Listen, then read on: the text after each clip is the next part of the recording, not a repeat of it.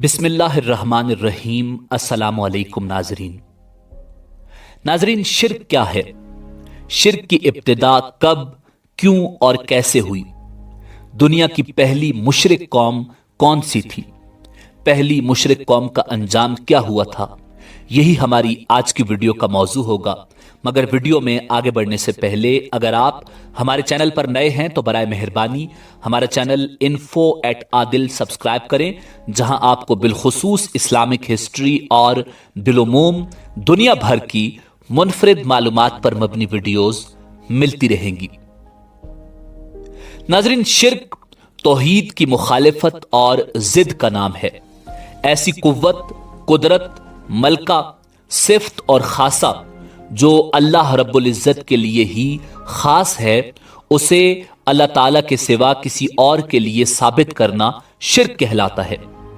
मसलन अल्लाह रब्बुल इज्जत के सिवा किसी को खालिक के हकीकी जानना, अल्लाह ताला के सिवा किसी और के इल्म व इख्तियार को जाती समझना, अल्लाह ताला के सिवा किसी और को इबादत के लायक समझना, ये सब शिर्क है। अल्लाह रब्बुल इज्जत की जात या सिफात में किसी दूसरे को शरीक करना या उसके बराबर किसी को समझना या किसी की ऐसी ताजीम या फर्मा बरदारी करना जैसी कि अल्लाह ताला की जाती है, शिर्क कहलाता है। कुरान मजीद फुरकान हमीद की सूरह निसा में रब्बे कदीर ने इरशाद फरमाया, वाबुदुल्लाह वला तुशरिकू बिही शैआ, और तुम अल्लाह की इबादत करो और उसके साथ किसी को शरीक न ठहराओ। नाजरीन, अल्लाह ताला ने इस दुनिया में इंसानों की रहनुमाई और हिदायत के लिए 1,24,000 कमोबेश अंबियाए कराम मबूस फरमाए, जो अपनी उम्मतों को तौहीद की दावत देते रहे।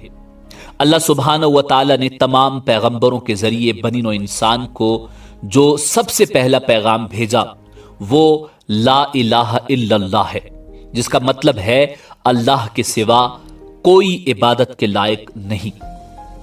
नाजरीन, हजरत नूह अलैहिस्सलाम अल्लाह रब्बुल इज्जत के जलीलुल कद्र पैगंबर और पहले रसूल थे।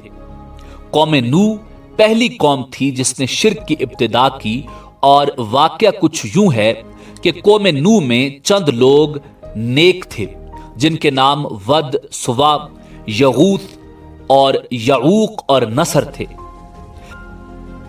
नाजरीन, मोहम्मद बिन कैस रहमतुल्लाह अलैह फरमाते हैं, ये लोग बुजुर्ग, आबिद, अल्लाह वाले, औलिया अल्लाह, आदम अलैहिस्सलाम और नूह अलैहिस्सलाम के सच्चे ताबे और साले लोग थे, जिनकी पैरवी और लोग भी किया करते थे। जब ये लोग मर गए तो इनके मुक्तदियों ने कहा कि अगर हम इनकी तस्वीरें बना लें तो हमें इबादत में खूब दिलचस्पी रहेगी और इन बुजुर्गों की तस्वीरें देखकर शौक इबादत बढ़ता रहेगा। चुनाचे ऐसा ही किया और इनके बुत बनाकर इबादत खानों में रख लिए। नाजरीन, गुजरते वक्त के साथ जब ये लोग भी मर गए और इनकी नस्लें आईं तो शैतान ने उनके दिमाग में वसवसा डाला कि तुम्हारे बड़े इन बुतों की पूजा किया करते थे और इन्हीं से बारिश वगैरह मांगते थे। चुनाचे उन्होंने अब बाकायदा इन बुजुर्गों की तस्वीरों और इनकी सूरतों और मूर्तों की परस्तिश शुरू कर दी और इस तरह शिर्क जैसे अजीम जुल्म में मुब्तला हो गए। और हजरत नूह अलैहिस्सलाम की कौम पहली कौम थी जिसने शिर्क का आगाज किया।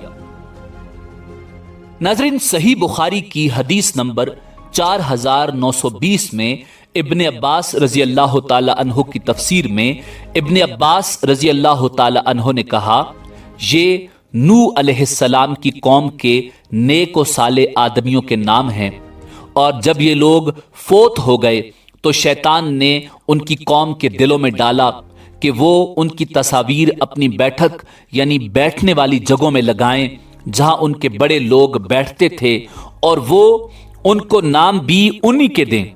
तो उन्होंने ऐसा ही किया। पहले पहल उनकी इबादत नहीं की जाती थी, लेकिन जब ये लोग फोत हो गए और इल्म खत्म हो गया तो उनकी इबादत की जाने लगी। नाजरीन, हजरत नूह अलैहिस्सलाम ने तकरीबन 900 साल तक लोगों को अल्लाह की तरफ बुलाया, मगर आपकी कौम का जवाब यह था कि आप भी ہماری طرح عام آدمی ہیں، اگر اللہ کسی کو بطور رسول بھیجتا تو وہ فرشتہ ہوتا۔ ان لوگوں میں سے مختلف روایات کے مطابق 80 یا 82 لوگوں نے حضرت نوح علیہ السلام کی بات مانی اور ان کا دین قبول کیا۔ نوح علیہ السلام تمام رسولوں میں سب سے پہلے رسول تھے جنہیں زمین میں مبعوث کیا گیا تھا۔ جب قوم نوح بت پرستی اور شرک سے باز نہ آئی تو نوح علیہ السلام نے ان کے عذاب کی بد دعا فرمائی، جس کے نتیجے میں ان پر سیلاب کا عذاب نازل ہوا۔ اللہ تعالیٰ نے آپ کی قوم پر عذاب بھیجا اور آپ کو ایک کشتی بنانے اور اس میں اہل ایمان کو اور ہر چرند پرند کے ایک جوڑے کو رکھنے کو کہا۔ تب طوفان کی شکل میں عذاب آیا اور سب لوگ سوائے ان کے جو حضرت نوح علیہ السلام کی بنائی ہوئی کشتی میں سوار تھے ہلاک ہو گئے۔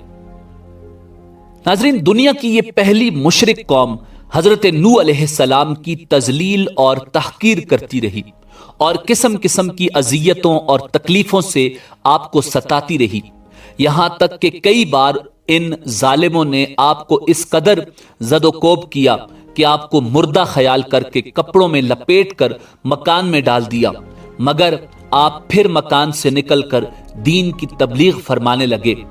مگر ان ایذاؤں اور مصیبتوں پر بھی آپ یہی دعا فرمایا کرتے تھے کہ اے میرے پروردگار، تو میری قوم کو بخش دے اور ہدایت عطا فرما، کیونکہ یہ مجھ کو جانتے نہیں ہیں۔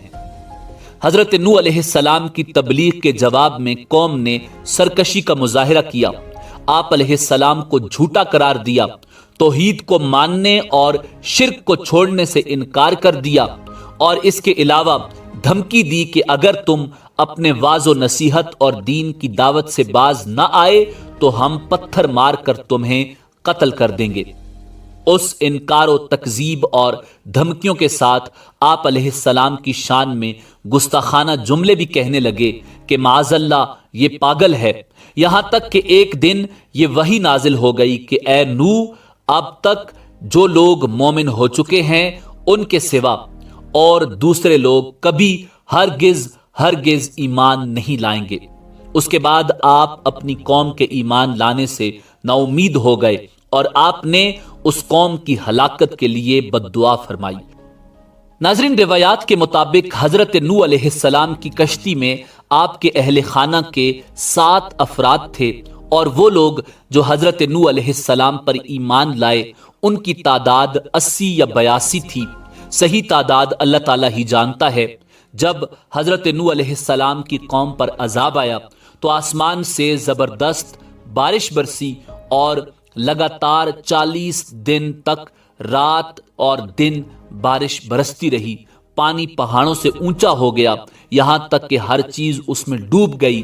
حضرت نوح علیہ السلام کا ایک بیٹا کنعان اور ایک بیوی کافرہ تھی، یہ بھی اس طوفان میں غرق ہو گئے۔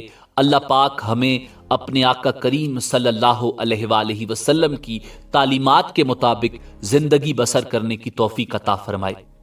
ناظرین، اسی امید کے ساتھ اجازت دیجیے کہ آپ کو ہماری ویڈیو پسند آئی ہوگی۔ ملتے ہیں بہت جلد ایک نئی تاریخی، تحقیقی اور معلوماتی ویڈیو کے ساتھ۔ اللہ رب العزت آپ کا حامی و ناصر ہو۔